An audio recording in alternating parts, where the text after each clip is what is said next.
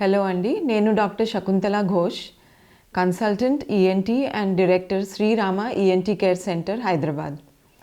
ఈరోజు నేను ఒక ముఖ్యమైన విషయం గురించి మాట్లాడతా. Paediatric snoring and obstructive sleep apnoea అంటే దాని అర్థం ఏంటంటే చిన్న పిల్లల్లో వచ్చే గురక ప్లస్ బ్రీదింగ్ డిఫికల్టీ, అంటే శ్వాస ఆగిపోయి నోరు తెరిచి గాలి తీసుకోవటం, ఇంకా అప్పర్ ఎయిర్వే అబ్స్ట్రక్షన్. సో దీని కారణాలు ఏంటి, ఎట్లా గుర్తించాలి, ఎట్లా మేనేజ్ చేయాలి, అండ్ మనం ఏమేం ప్రికాషన్స్ తీసుకోవచ్చు. సో ఫస్ట్ ఆఫ్ ఆల్ ఈ paediatric obstructive sleep apnoea snoring అనేది ఏంటి? సో ఒక 10% చిన్నపిల్లల్లో గురక అనేది కనిపిస్తాయి. సో ఇది ఒక కామన్ ప్రాబ్లం. చాలామంది పేరెంట్స్ గురక అనే ప్రాబ్లమ్ని ఎక్కువగా ఇంపార్టెన్స్ ఇవ్వరు, అంటే అది నార్మల్ అనుకొని వాళ్ళు దాన్ని నెగ్లెక్ట్ చేస్తారు.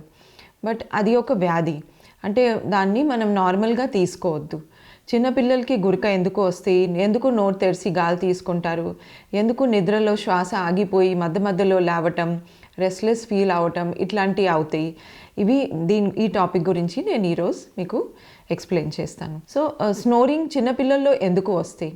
ఒకటేంటంటే చిన్నపిల్లల్లో ఈ మధ్య ఒబేసిటీ చాలా పెరిగింది, అంటే జంక్ ఫుడ్ తినటం వల్ల, వాళ్ళకి ఎక్కువగా లైఫ్ స్టైల్ ఎక్కువ సెడెంటరీ ఉండటం వల్ల, అంటే ఎక్కువ ఆడుకోవటం కాకుండా ఫిజికల్ ఎక్కువ యాక్టివిటీస్ లేక కూర్చొని ఒకే చోట్లో వీడియో గేమ్స్ ఆడటం, లేకపోతే టీవీ చూసుకోవటం, చదువుకోవటం, ఎక్కువగా ఆన్లైన్ క్లాసెస్ వల్ల చిన్నపిల్లల్లో ఒబేసిటీ చాలా పెరిగింది. ఈ జంక్ ఫుడ్స్ అట్లాంటి కూడా కారణాలు. దానివల్ల కూడా గురక వస్తాయి చిన్నపిల్లలకి.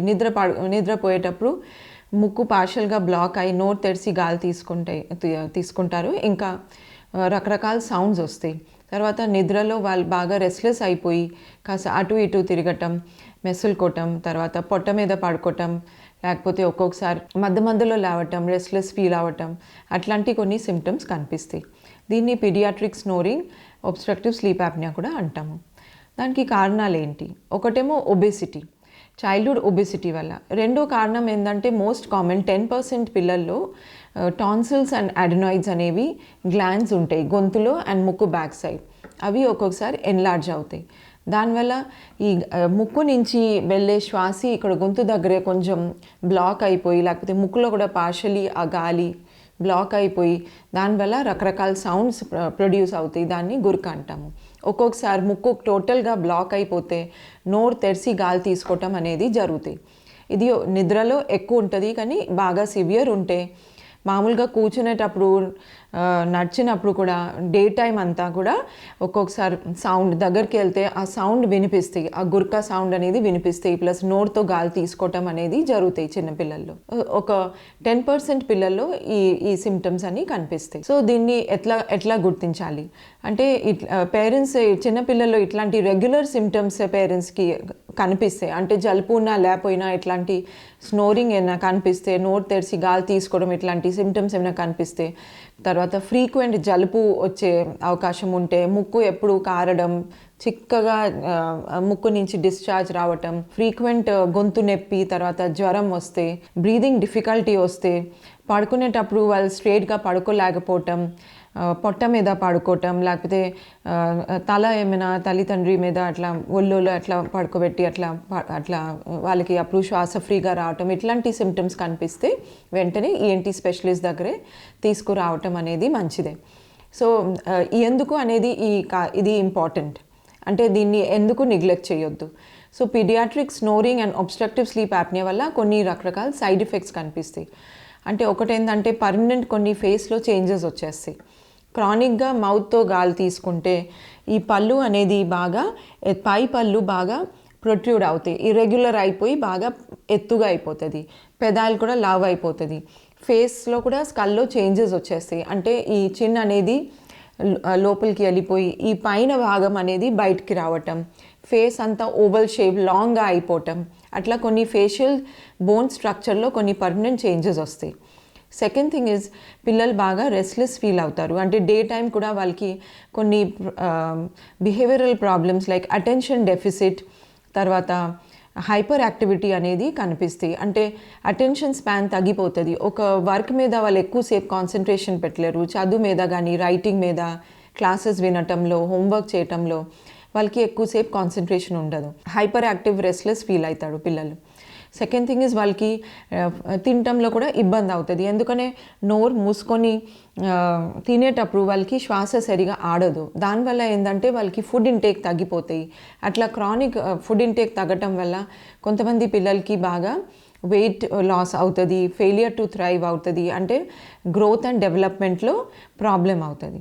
అవి కాకుండా కూడా long term severe obstructive sleep apnea ఉంటే ఫ్యూచర్లో కూడా హార్ట్ మీద ఎఫెక్ట్ పడుతుంది. So pulmonary hypertension, cor pulmonale ఇట్లాంటి కొన్ని కండిషన్స్ ఫ్యూచర్లో రావచ్చు. అందుకని మనం ఈ విషయంని, ఈ స్నోరింగ్ అనేది, నోరుతో గాలి తీసుకోవటం, ఒబ్స్ట్రక్టివ్ స్లీప్ యాప్నియా అనేది నెగ్లెక్ట్ చేయొద్దు. సో ఎట్లా దాన్ని అసెస్ చేయాలి? సో ఫస్ట్ ఆఫ్ ఆల్ ఏంటంటే మన దగ్గర వచ్చినప్పుడు ENT స్పెషలిస్ట్గా మన బేబీని అసెస్ చేస్తాం, అంటే ఒబెసిటీ ఏమైనా ఉందా లేదా. సో వెయిట్ రికార్డ్ చేసుకొని, హైట్ చూసుకొని, బాడీ మాస్ ఇండెక్స్ క్యాల్కులేట్ చేస్తాం. బాడీ మాస్ ఇండెక్స్ అనేది లెస్ దెన్ 25 ఉండాలి. దానికన్నా ఎక్కువ ఉంటే అది ఒబెసిటీ కింద కౌంట్ చేస్తాము. సో ఒబెసిటీ ఇట్ సెల్ఫ్ అది ఒక కారణం ఈ గురక రావడానికి. సో ఒబెసిటీని ట్రీట్ చేయాలి, ప్రాపర్ న్యూట్రిషనస్ అడ్వైస్ తీసుకొని డయట్ చార్ట్ తయారు చేయటం, జంక్ ఫుడ్ అవాయిడ్ చేయటం, ఎక్కువ కార్బోహైడ్రేట్స్ ఇవ్వకుండా, ఆయిలీ ఫ్యాటీ ఫుడ్స్ ఇవ్వకుండా వెల్ బ్యాలెన్స్ న్యూట్రిషియస్ డైట్ ఇవ్వాలి. అట్లాంటి కొన్ని సలహా ఇస్తాము. పీడియాట్రిషియన్ దగ్గర వెళ్ళి, లేకపోతే ఎండాక్రినాలజిస్ట్ దగ్గర వెళ్ళి కూడా సలహా తీసుకోవాలి. అంటే ఏమైనా అండర్లైయింగ్ హార్మోనల్ ప్రాబ్లమ్స్ ఉన్నాయో లేవో, హైపోథైరాయిడిజం లేకపోతే వేరే ఏమైనా హార్మోనల్ డిజార్డర్స్ ఉన్నాయి, ఎందుకు చైల్డ్ అట్లా లావ్ అవుతున్నాడు, అట్లాంటి అది న్యాచురల్ ఒబేసిటీయా లేకపోతే ఏమైనా అండర్లైయింగ్ ప్రాబ్లం పెథాలజీ ఉందా, అవి గుర్తించాలి. సెకండ్ అనేది ప్రాపర్ ENT ఎగ్జామినేషన్ చేయాలి, అంటే చెవి, ముక్కు, గొంతుని తరువుగా ఎగ్జామిన్ చేయాలి. సో అది ENT స్పెషలిస్టే చేయగలుగుతారు. సో ముక్కులో కొన్ని ప్రాబ్లమ్స్ ఉంటాయి. ముక్కులో ఒక్కొక్కసారి ముక్కు దూలి ఒక పక్కకి బెండ్ ఉంటుంది, అంటే డీవియేటెడ్ నేజల్ సెప్టమ్ ఉంటాయి. లేకపోతే ఈ కండరాలు ఒక్కొక్కసారి ఉబ్బుతాయి, నార్మల్ కోల్డ్ వల్ల లేకపోతే ఎలర్జీ వల్ల కండరాలు బాగా లావ్ అయ్యి దానివల్ల కూడా శ్వాసకి ఇబ్బంది ఉంటుంది. నెక్స్ట్ ఏంటంటే ముక్కు బ్యాక్ సైడ్ ఈ మన సాఫ్ట్ ప్యాలెట్ అంటారు అంగి, దాని బ్యాక్ సైడ్ ఒకటి గ్లాండ్ ఉంటుంది అడ్నాయిడ్స్, అది ఒక్కొక్కసారి ఎన్లార్జ్డ్ ఉంటుంది. సో అది ఏ గ్రేడ్లో ఉంది, గ్రేడ్ 1, గ్రేడ్ 2, గ్రేడ్ 3, అది దానికి ఒక గ్రేడింగ్ సిస్టమ్ ఉంటుంది, అది గుర్తించుకోవచ్చు. అంటే అది ఎట్లా గుర్తించాలంటే నోజ్ ఎండోస్కోపీ, అంటే పీడియాట్రిక్ ఎండోస్కోప్, ఫైన్ చిన్న ఎండోస్కోప్ ముక్కులో ఇంట్రడ్యూస్ చేసి, లేకపోతే ఫ్లెక్సిబుల్ ఎండోస్కోప్ ద్వారా ముక్కులో ఇంట్రడ్యూస్ చేసి అది అడినాయిడ్స్ని విజువలైజ్ చేయొచ్చు, అంటే దాన్ని చూడవచ్చు. ఏ స్టేజ్లో ఉంది, చాలా పెద్దగా ఉందా, మీడియం సైజ్ ఉందా, ఆర్ ఇనిషియల్లీ ఎన్లార్జ్డ్ ఉందా. నెక్స్ట్ ఏంటంటే మౌత్ ఓపెన్ చేసి టాన్సిల్స్ అసెస్ చేయటం. టాన్సిల్స్ అనేవి లింఫాయిడ్ టిష్యూ ఉంటాయి ఇక్కడ కొండ నాలుకకి అటు ఇటు గొంతు లోపల. సో అవి కూడా ఏ స్టేజ్లో ఉంది. గ్రేడ్ 1 అంటే జస్ట్ ఎన్లార్జ్ అయింది, గ్రేడ్ 2 అంటే 50% ఎన్లార్జ్, గ్రేడ్ 3 అంటే 75% ఎన్లార్జ్, గ్రేడ్ 4 అంటే రెండు బాగా దగ్గరికి వచ్చేసి అసలు గ్యాప్ ఉండదు. సో అది టాన్సిలర్ హైపర్ట్రోఫీ అంటాం. సో అడినాయిడ్స్ అండ్ టాన్సిల్స్ ఈ రెండు ఎన్లార్జ్ ఉంటే దానివల్ల ఆ చైల్డ్కి గురక రావచ్చు, నోట్తో గాలి తీసుకోవటం అనేది జరుగుతుంది. సో ఇది అసెస్ చేసిన తర్వాత ఇప్పుడు ట్రీట్మెంట్. సో ట్రీట్మెంట్ ఒబీస్ చిల్డ్రన్కి, అంటే లావు ఉన్న పిల్లలకి ఫస్ట్ డయటరీ అడ్వైస్, తర్వాత కొంచెం ఫిజికల్ యాక్టివిటీ పెంచాలి అట్లాంటి సలహా ఇస్తాం. తర్వాత అడ్నాయిడ్స్ టాన్సిల్స్ ఉన్న పిల్లలకి ఏంటంటే యూజువల్లీ మెడికల్ ట్రీట్మెంట్ ఇస్తాం ఒక 3 months వరకు. అంటే యాంటీబయాటిక్స్, ఇన్ఫెక్షన్ ఉంటే యాంటీబయాటిక్స్, తర్వాత యాంటీహిస్టమిన్ సిరప్ టాబ్లెట్స్, తర్వాత స్టీరాయిడ్ నేజల్ స్ప్రే, అంటే ఇంట్రాకార్టికల్ స్టీరాయిడ్స్, అవి ఇంట్రానేజల్ స్ప్రేస్ ఇస్తాం, అంటే మోమెటజోన్ స్ప్రే, అవి అటు ఇటు పఫ్ కొట్టుకోవాలి రోజు రాత్రి పడుకునే ముందు. ఒక 3 months కోర్స్ ప్రిస్క్రైబ్ చేస్తాము. సో మీడియం గ్రేడ్ టాన్సిల్ అడ్నాయిడ్స్ ఉంటే యూజువలీ దీంతో తగ్గిపోతుంది.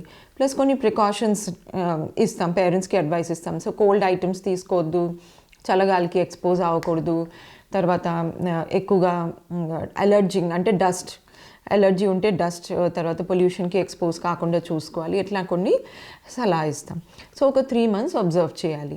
ఒక్కొక్కసారి 3 months కన్నా ముందు కూడా బాగా సివియర్ అడ్నాయిడ్స్ అండ్ టాన్సిల్స్ ఎన్లార్జ్డ్ ఉంటే, బాగా సివియర్ బ్రీదింగ్ డిఫికల్టీ ఉంటే, ఒబ్స్ట్రక్టివ్ స్లీప్ యాప్నియా సిమ్టమ్స్ ఉంటే బిఫోర్ 3 months కూడా ఏదైనా యాక్షన్ తీసుకోవాలి. సో మెడికల్ ట్రీట్మెంట్తో ఇంప్రూవ్మెంట్ ఉంటే అదే కంటిన్యూ చేస్తాం. మెడికల్ ట్రీట్మెంట్ ఫెయిల్ అయితే గురక ఎట్లా వస్తుంది, మౌత్ బ్రీదింగ్ ఎట్లా ఉంది, లేకపోతే ఒబ్స్ట్రక్టివ్ స్లీప్ యాప్నియా సిమ్టమ్స్ అట్లానే కనిపిస్తే నెక్స్ట్ సర్జరీ. సో సర్జరీ అనేది అడినోటాన్సిలెక్టమీ. ఇది రకరకాలుగా చేయొచ్చు. అంటే కోల్డ్ స్టీల్తో చేయొచ్చు, లేకపోతే మైక్రో డిబ్రైడర్తో చేయొచ్చు, లేకపోతే లేజర్తో చేయొచ్చు, లేకపోతే బైపోలర్ డయాథర్మీతో చేయొచ్చు. బట్ లేటెస్ట్ అనేది కోబ్లేషన్ అడ్నాయిడెక్టమీ, కోబ్లేషన్ టాన్సిలెక్టమీ. అది ఒక మంచి టూల్. దాని ద్వారా సేఫ్గా ఈ సర్జరీ చేయొచ్చు. నోస్లో ఎండోస్కోప్ పెట్టి కెమెరాకి అటాచ్ చేసి టీవీ మానిటర్తో చూసుకుంటూ మౌత్ ద్వారా ఆ కోబ్లేషన్ వాండ్ ఇంట్రడ్యూస్ చేసి అడ్నాయిడ్ టిష్యూని మొత్తం అట్లా మనం మెల్ట్ చేయొచ్చు. టాన్సిల్స్ని కూడా కోబ్లేషన్ వాండ్ ద్వారా నీట్గా బ్లీడింగ్ లేకుండా డిసెక్ట్ చేయొచ్చు. సో అది ఒక bloodless operation. Post operatively recovery కూడా బాగుంటుంది. అండ్ చైల్డ్ చాలా యాక్టివ్ ఉంటారు. విదిన్ 1 వీక్ మొత్తం రికవరీ అయిపోతుంది. 1 వీక్ రెస్ట్ తర్వాత మెడిసిన్స్ తీసుకొని సాఫ్ట్ డైట్ తీసుకున్నాక మొత్తం బేబీకి మొత్తం రికవరీ అయిపోతే నార్మల్ స్కూల్కి మళ్ళీ జాయిన్ అవ్వచ్చు. సో ఇది paediatric obstructive sleep apnoea and snoring గురించి మీకు ఒక ఓవరాల్ వ్యూ ఇచ్చా. సో దీన్ని నెగ్లెక్ట్ మనం అసలే చేయొద్దు. ఇది చాలా ఒక డేంజరస్ కండిషన్, లైట్గా తీసుకునే పరిస్థితి కాదు. ప్లస్ ఇది నార్మల్ కాదు. చాలామంది పేరెంట్స్ అనుకుంటారు స్నోరింగ్ అనేది ఒక నార్మల్ ఫినామినా, కానీ చిన్నపిల్లల్లో స్నోరింగ్, నోరు తెరిచి గాలి తీసుకోవటం అనేది అస్సలు నార్మల్ కాదు. దానికి అండర్లైన్ ఏదో ఒక కాజ్ ఉంటుంది. ఈఎన్టీ స్పెషలిస్ట్ దగ్గర వెళ్తే సరిగా మీరు గుర్తించడం, దాన్ని ప్రాపర్ డయాగ్నోసిస్ అండ్ మేనేజ్ చేయటం అనేది జరుగుతాయి. Thank you.